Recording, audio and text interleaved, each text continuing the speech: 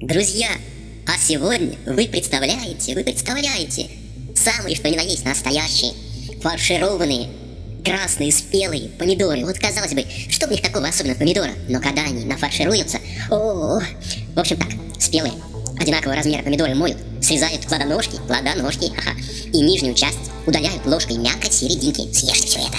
Образующуюся внутри полость солят, перчат и наполняют самым настоящим фаршем. Фаршированные помидоры укладывают в один ряд в смазанным жиром сотейник или противень, посыпают тертым сыром и молотыми сухарями, сбрызгивают жиром и запекают в духовом шкафу. При подаче поливают сметанным соусом. Не экономьте на фарше, друзья. Обалденные помидоры.